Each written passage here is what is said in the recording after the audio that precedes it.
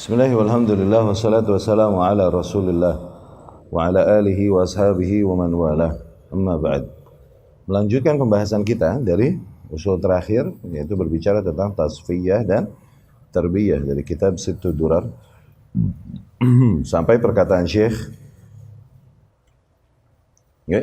Syekh menceritakan tentang diskusi yang terjadi antara Syekh Al-Albani rahimahullah dengan seorang di antara pembesar partai politik Islami yang mengaku bahwasanya mereka adalah kaum yang paling mengagungkan dan memperjuangkan Islam.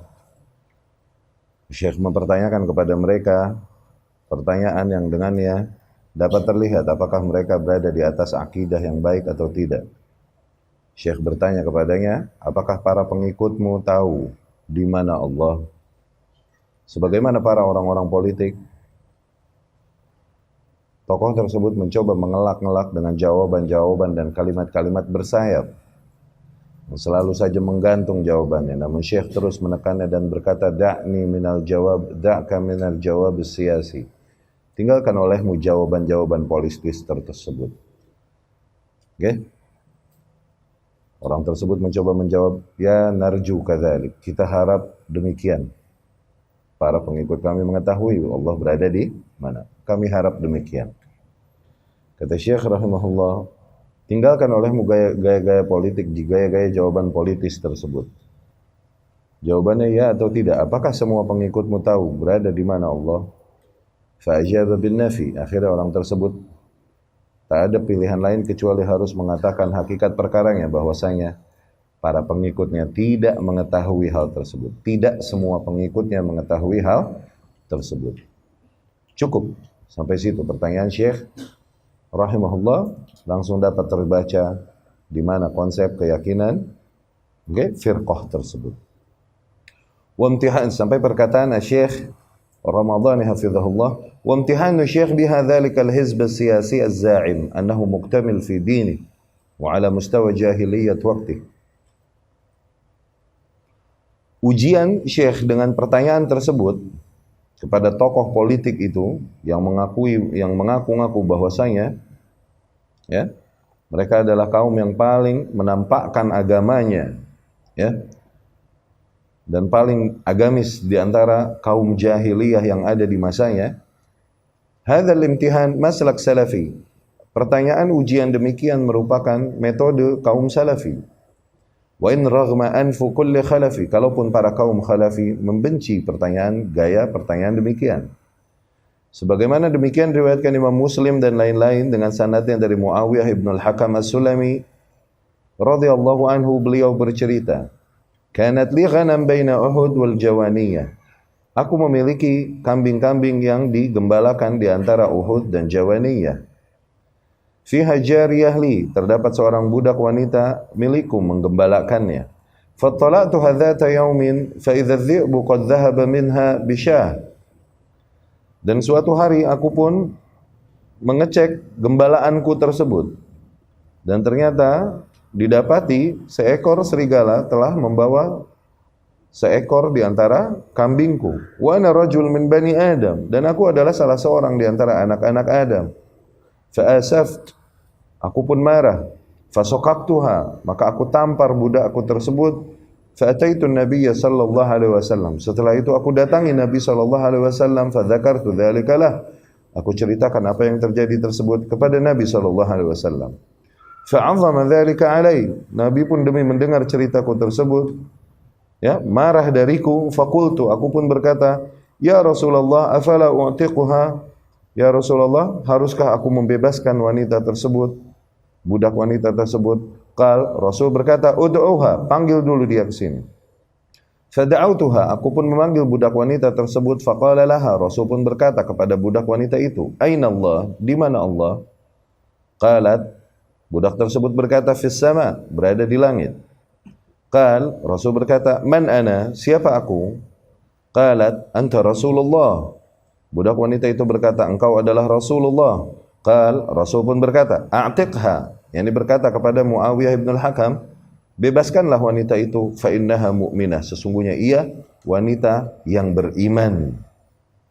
Fata'ammal yarhamukallah, berkata Syekh Ramadhani hafizahullah, maka cobalah kalian resapi, semoga Allah merahmatimu. Hadzal mujtama' alladzi kan yujahid bihi Nabi sallallahu alaihi wasallam. Coba kalian perhatikan masyarakat demikian yang Nabi sallallahu alaihi wasallam berjuang bersamanya. Iktamala fi aqidati, begitu merata akidah yang ada pada mereka, hatta inda ru'at al-ghanam, sehingga bahkan pada para penggembala kambing, alladzin taqillu suhbatuhum, yang kira-kira sedikit mereka menyertai Nabi, ngaji sama Nabi sallallahu alaihi wasallam. Kahadhil jariyah, seperti misalnya budak wanita ini. Demikian loh masyarakat Nabi sallallahu alaihi wasallam. Merata akidah yang hak pada mereka, bahkan kepada seawam-awamnya orang yang kira-kira jarang ngaji sama Rasul sallallahu alaihi wasallam. Mereka tahu di mana Allah. Mereka tahu bagaimana jawaban yang sesuai dengan akidah yang tepat. Ta'ammal haqiqatul mujtama'atil islamiyah yaum. Kemudian coba perhatikan fenomena hakikat mujtama', yakni masyarakat Islam pada hari ini, allati yutma' tasalluqu 'ursyil hukam biha, yang dimana para masyarakat muslimin pada masa ini mereka tamak untuk mengejar kursi kekuasaan, litudrik al-bun asyasi'. Coba bedakan antara masyarakat kaum muslimin terkini akidah mereka dengan masyarakat muslimin terdahulu di masa Rasulullah sallallahu alaihi wasallam. Dengan itu kalian akan dapat melihat perbedaan yang sangat mencolok baina jihad ulaik wa jihad haula, antara konsep jihad yang ada pada para salafus saleh dengan gaya jihad yang ada pada para kaum muslimin masa kini. Ya.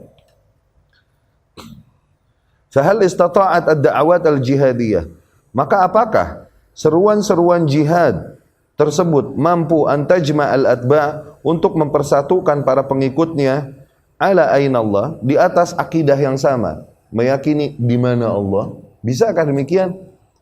Am huwa su'al adha udhukah, atau mungkin bagi mereka pertanyaan demikian hanyalah lelucon, pertanyaan yang diremehkan oleh mereka. Nggih? Yani mereka berkata, ngapain bahas begini? Ini Yahudi Zionis lagi ngancem kita begini-begini. Ente ngapain bahas Allah di mana tuh? Jadi bahan ledekan buat mereka. Adha adhuka. Jadi joke buat mereka pertanyaan demikian. Tatanaddar bihal ahzab fi zaman ta'thir al-hadarat. Bahan lelucon yang jadi bahan ledekan, ya, oleh para kelompok-kelompok tersebut di zaman di mana peradaban begitu berefek pada mereka. Wa mahallu sukhriyah inda munadhdhiri al-jama'at, dan peradaban adalah sesuatu yang dibanggakan, kemajuan adalah sesuatu yang dibanggakan oleh para tokoh-tokoh jamaah-jamaah tersebut. Ya. Yani selalu saja jamaah-jamaah tersebut yang dibanggakan apa? Peradaban, kemajuan. Padahal bukan itu patokan perjuangan, bukan untuk itu, tapi untuk memenuhi hak Allah Subhanahu wa taala, terlepas dari kebaikan apa yang kita dapatkan. Berbeda dengan orang-orang yang berkata berjuang atas nama Islam, Oke? Kalaupun dua-duanya, ketika kita menyeru kepada tauhid, ini cerita memenuhi hak Allah. Berjuang atas nama Islam, mengembalikan hukum syariat ke negara kita, ini juga berjuang demi agama Allah. Dua-duanya sama nggak? Dua-duanya sama, tapi ada perbedaan yang mencolok di situ. Ada perbedaan yang mencolok. Di sini dijelaskan oleh Syekh.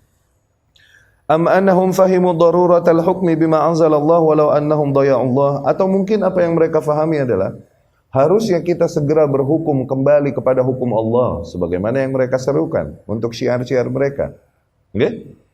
Tapi di waktu yang sama akhirnya mereka menghilangkan Allah, yakni tidak mau memperjuangkan hak Allah dari tauhid asma was sifat.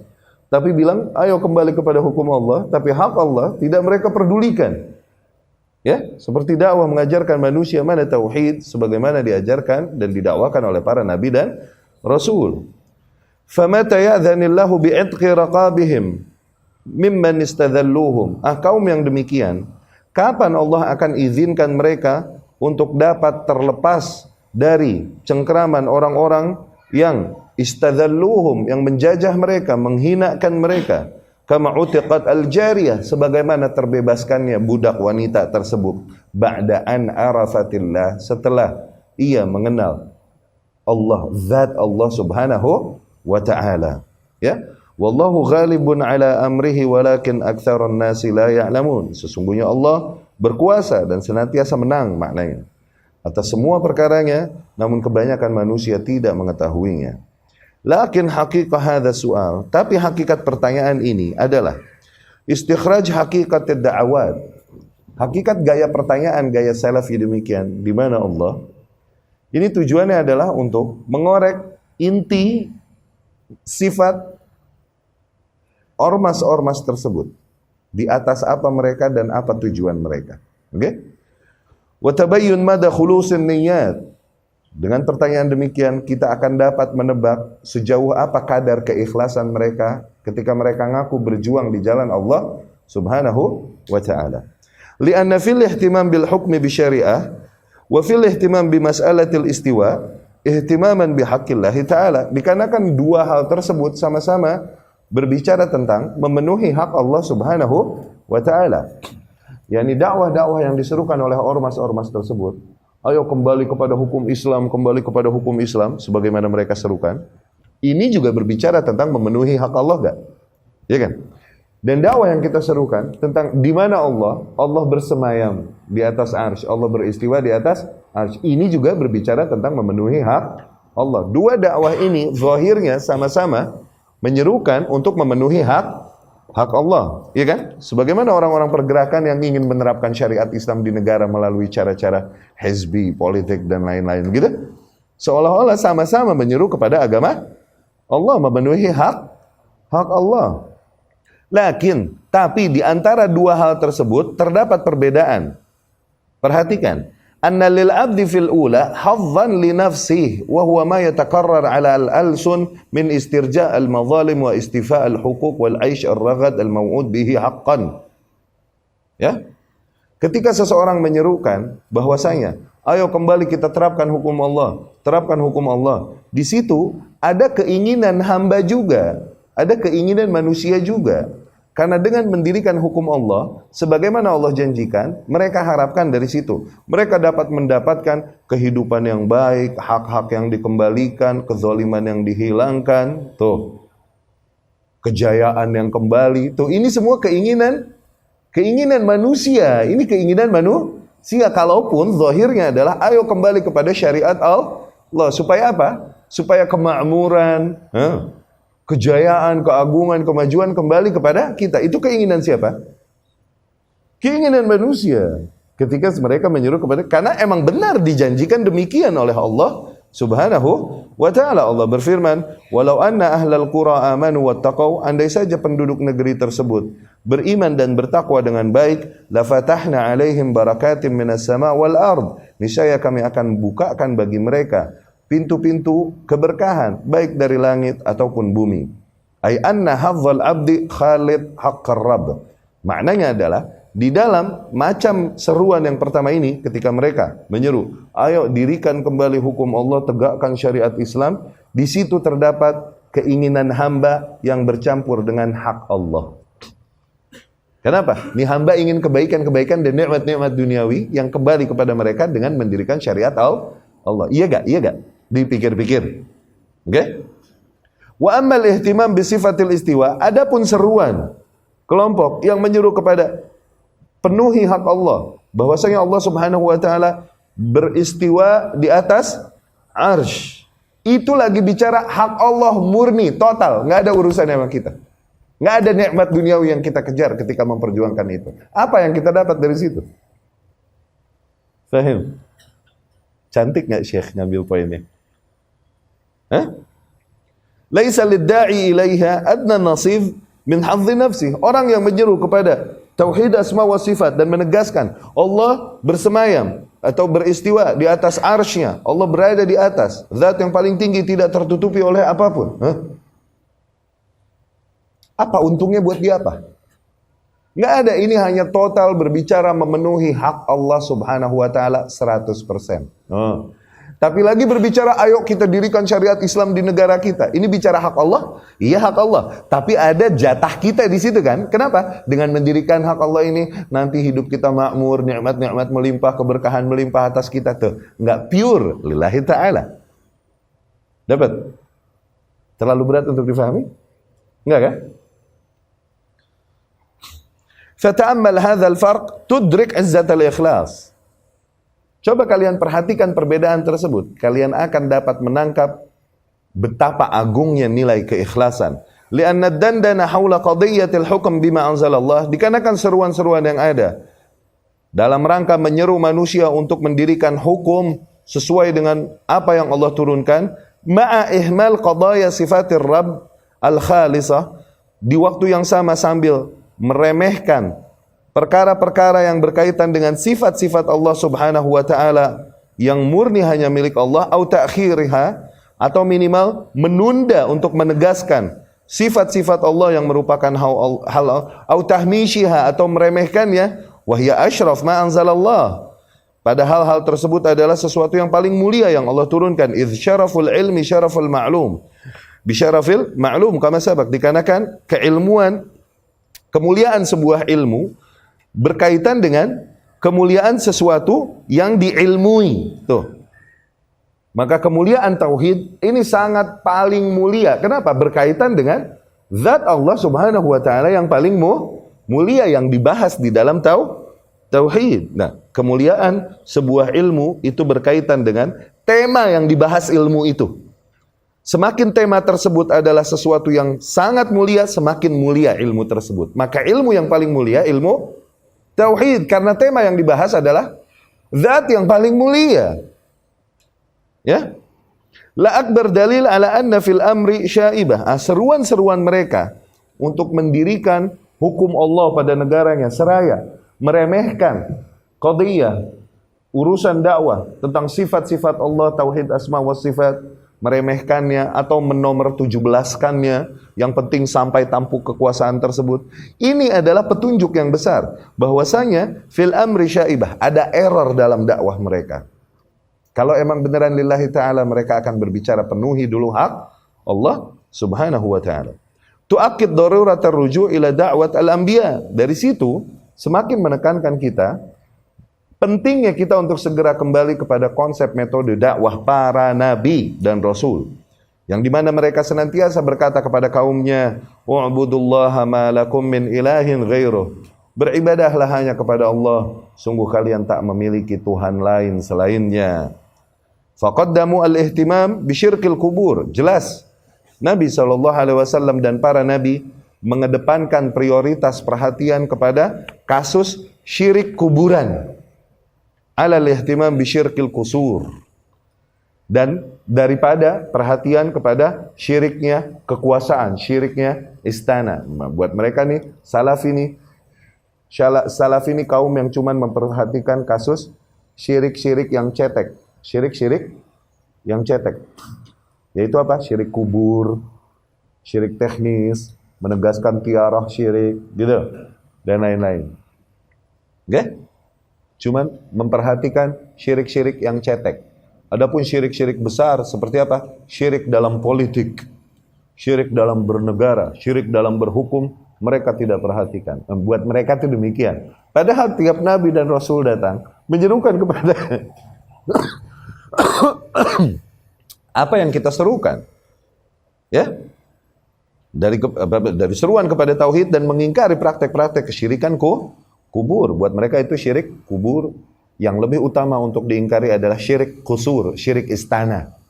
Ketika berhukum dengan hukum lain selain hukum Allah, ini harus lebih utama diingkari daripada orang nyungsep di kuburan. Begitu katanya. Oke? Padahal demikian para nabi dan rasul alaihi wassalatu wassalam tidak memperhatikan siapa yang berada di tampuk kekuasaan dan tidak berusaha merebut kuasa yang berada pada tangan-tangan orang-orang yang Allah berikan kuasa atas mereka. Apa urusannya? Nggak pernah ngurusin gituan para nabi dan rasul. Yang mereka perhatikan adalah akidah kaumnya. Maka seruan mereka selalu ubudullaha, beribadahlah kepada Allah Subhanahu wa ta'ala, ma lakum min ilah ghairuh. Sungguh kalian tak memiliki Tuhan lain yang layak disembah kecuali hanya Allah Subhanahu wa ta'ala. In sahha hadha ta'bir. Lihadha lam takunil imamah min usulil iman fatadabbar. Maka dari situlah, dari sinilah, dari konsep kita inilah, urusan imamah itu tidak termasuk ke dalam usulul iman, tidak termasuk ke dalam usul akidah ahlus sunnah. Ada nggak pembahasan akidah ahlus sunnah berbicara tentang meraih tampuk kekuasaan? Ada nggak? Baca buku akidah ahlus sunnah yang mana lagi? Yang ada disuruh sabar, dengar, dan taati penguasa. Ada nggak perintah untuk berjuang meraih tampuk kekuasaan di dalam usul akidah ahlus sunnah? Ada nggak? Itu di dalam usul akidah hizbiyah adanya. Oke? Hadza wa as'alullah ta'ala ay yashrah sudural muslimina 'ammah.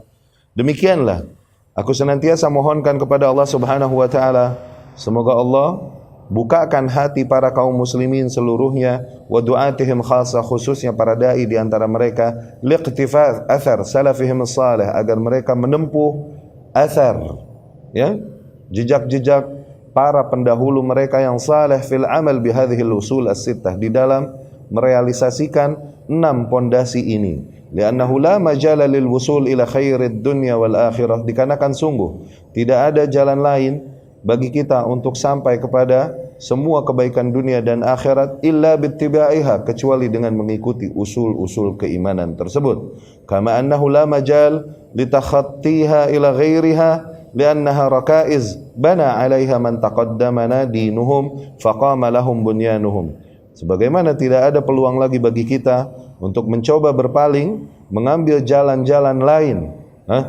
dalam merealisasikan agama kita. Okay? Dikarenakan itu adalah rakaiz, pusat-pusat perhatian yang dimana kaum terdahulu yang mendahului kita di dalam agamanya membangun agamanya, membangun bangunan agamanya di atas nilai-nilai usul demikian. Washtadda 'auduhum wa qawiyat syaukatuhum, yang dengan itulah menjadi kuat mereka, ya, memiliki kekuatan. Wa dzalika min taufiqillahi lahum, itu adalah bentuk taufik Allah kepada mereka. Lamma ra'a qulubahum muntawiyah 'ala sidqi wal ikhlas, ketika Allah melihat di mana hati mereka penuh dengan ketulusan dan keikhlasan. Wa biha hafidhu lana hadzal din naqiyan safiyan ka'annahu unzila al-yaum. Dan dengan nilai demikianlah para salaf kita terdahulu menjaga agama kita senantiasa bersih dan murni sampai masa ini, sehingga seolah-olah baru diturunkan sekarang. Wa sadaqa Imam Darul Hijrah, dan sungguh benar perkataan Imam Darul Hijrah, Imam Madinah, Malik bin Anas rahimahullah, ketika beliau berkata, la yuslih akhir hadzal amr illa ma aslaha awwalah. Sungguh tidak akan dapat memperbaiki kaum yang ada terkini kecuali kunci yang sama yang memperbaiki kaum yang paling awal. Kaum paling awal yang tadinya barbar, bangsa Arab yang tidak disatukan oleh satu kesatuan, semuanya kabilah-kabilah berperang satu sama lain, hidup dengan barbar, menyembah batu, berubah menjadi kaum yang terbaik dan menjadi mercusuar kemajuan dan peradaban bagi dunia. Itu berubah dengan apa? Dengan tauhid dan ittiba. Maka umat yang sekarang hanya dapat berubah dengan kunci yang sama, kembali kepada tauhid dan ittiba, ya. Waqad taqaddam wa sadaqa asdaqul qailina subhanahu idh yaqul, dan sungguh telah benar Allah Subhanahu wa taala ketika Allah berfirman, ayya'lamillahu fi qulubikum khairan yu'tikum khairan mimma ukhidh. Apabila Allah Subhanahu wa taala mengetahui adanya kebaikan di dalam hati kalian, maka Allah akan gantikan dengan sesuatu yang lebih baik dari apa-apa yang telah diambil dari kalian.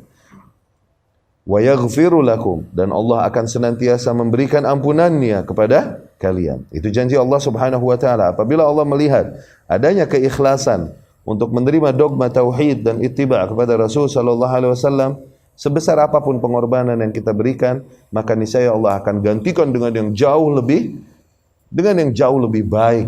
Itu janji Allah Subhanahu wa taala. Dan juga dengan itu, apabila Allah melihat adanya keikhlasan, kebaikan di dalam diri kita, maka Allah Subhanahu wa taala akan limpahkan ampunannya atas kita. Allahumma ja'alna minhum. Semoga Allah jadikan kita masuk dari mereka. Aku qouli hadza wa astaghfirullah li wa lakum. Afwan, enggak terima pertanyaan dulu. Subhanakallahumma wa bihamdika asyhadu an la ilaha illa anta astaghfiruka wa atubu ilaik. Assalamualaikum warahmatullahi wabarakatuh.